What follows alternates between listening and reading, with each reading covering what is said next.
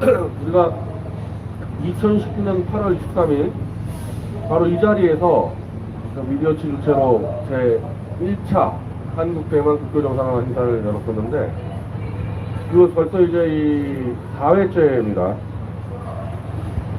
근데 2회하고 3회는 코로나 때문에 저희가 야외 행사를 못했었고, 이제 한 3년 만에 저희가 다시 여기 나왔는데, 어떻게 보면 행사가 좀 더 규모가 좀 줄어들었어요. 1회 때보다. 그러니까 이제 뭐 여러 가지 이유가 있겠지만은, 현재 지금 대한민국의 이 보수 진영이 급격히 와해되고 흔들리면서 미디어치가 이제 어떻게 보면 그 흐름을 좀 주도하고 있고, 그러다 보니까 미디어치의 이 행사에 나와서 마이크를 잡을 만한 보수 인사가 없어요. 여기 나오면 또 윤석열한테 찍힐까봐 직접 못 나오다 보니까 원래 함께 했던 분들이 지금 좀 나오지 못한 부분도 있고, 또 뭐 현재 국회 상황이나 윤석열 정권의 움직임이나 이런 부분들이 한국, 대만, 일본 동맹 국교 정상화 이 흐름과 또 전혀 동떨어져 있다 보니까 점점 더 이 사회 때가 되면 더 커져야 되는 행사가 좀 줄어든 측면이 있습니다. 다만 우리는 어차피 윤석열 정권 우리는 퇴진을 지금 주장하고 있고 이를 실천하고 있기 때문에, 저는 뭐 그 점은 제가 확실하는 게, 윤석열 정권을 퇴진시키면은 바로 이 한국, 대만, 일본 국교 정상화를 추진할 수 있는 강력한 자유보수주의 정권이 들어선다고 저는 확신을 갖고 있습니다. 그래서 그거를 좀 강조하면서 제가 이 성명서를 읽도록 하겠습니다.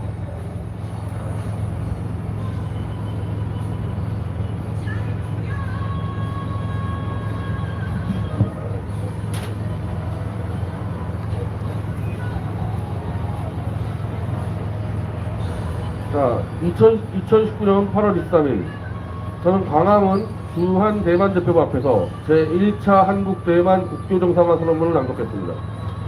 이는 제가 평소부터 우리 한국이 중국과의 수교를 위해서 건국의 동맹국인 대만에 대해서 신을 저버리는 수준의 갑작스런 단교를 했던 것에 대한 반성과 성찰을 해왔기 때문에 이루어진 일입니다. 특히 당시는 미국 트럼프 정권이 일본, 호주를 중심으로 인도태평양 전략을 구상하고 있어 한국의 경우 일본과의 관계를 제대로 풀어내지 못할 경우 미국의 자유동맹 네트워크로부터 이탈할 위험도 있었습니다. 과거사 문제로 번번이 발목이 잡히는 일본과의 관계 회복 이전에 일단 대만과의 관계부터 회복시키는 게 우선이라 판단했던 겁니다. 그 이후 우리의 행사 소식을 들은 대만의 리슈렌 전 부총통으로부터 행사와 관련 감사 인사를 전해 듣게 되었습니다. 또한 우리는 중화민국 건국전인 2019년 10월 10일에 대만 언론 중국 시보에 대만과의 국교 정상화를 말하는 한국인들이란 주제로 행사 소식을 전하는 의견 광고도 게재하였습니다. 그리고 같은 해 11월 28일에는 한국과 대만의 협력 과제와 미래 비전을 주제로 리슈렌 전 부총통의 대한민국 국회 강연도 성사시켰습니다. 사실 리슈렌 부총통의 당시 국회 강연은 바로 전날 중국 측의 압력을 받았을 국회로부터 갑작스런 대만 취소를 당하는 등의 우여곡절을 뚫고 이뤄진 것으로 더 뜻깊은 행사로 기억되기도 합니다. 한편 리슈렌 부총통은 2020년 5월에 저를 대만에 초청하여 양국 국교 정상화 이슈를 이어가려 했으나 전 세계적인 코로나 확산 등으로 취소되었습니다. 또한 2020년, 2021년에도 이곳 대만 대표부 앞이 아니라 실내 공간에서 세미나 형식으로 한국과 대만 또한 일본까지 포함한 3개국 국교 정상화 행사를 이어갈 수밖에 없었습니다. 이제 2022년 약 3년 만에 다시 대만 대표부 앞에서 국교 정상화 선언문을 읽게 된 것입니다.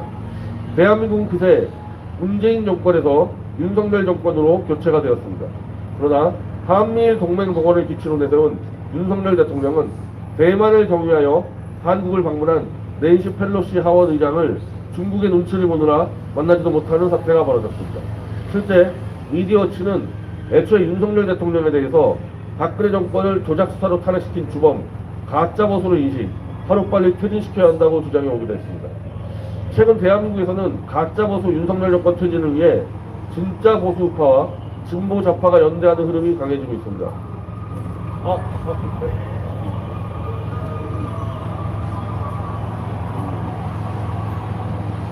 윤석열 대통령이 낸시 펠로시 의장을 중국의 눈치를 보느라 만나지 못한 것에 대해 젊은 진보 좌파 국민들도 크게 분노하기도 했습니다. 좌파 우파는 평등과 자유에 대한 가중치의 차이에 따라 분류됩니다. 좌파가 평등에, 우파가 자유에다 방점을 찍고 있는 것입니다. 그 반면 외교 안보 노선에서의 좌우파 구분은 무의미합니다. 특히 대한민국과 같이 핵무기를 쥐고 있는 북한, 그리고 주변의 4대 열강에 둘러싸인 국가는 더욱 그렇습니다. 따라서 지금의 윤석열 퇴진을 위한 자구연대는 결국 우파뿐 아니라 좌파 측에서도 한국이 대한민국과의 국교 정상화 필요성을 인식토록 만드는 계기가 될 것입니다. 1년 뒤 2023년 8월 24일에는 실질적으로 대만과의 국교 정상화를 추진할 강력한 자유 노선의 정권을 창출하고 이 행사를 좌파 단체들도 함께 참여하는 행사로 발전나가겠습니다. 2022년 8월 24일 변희재 미디어치 대표번호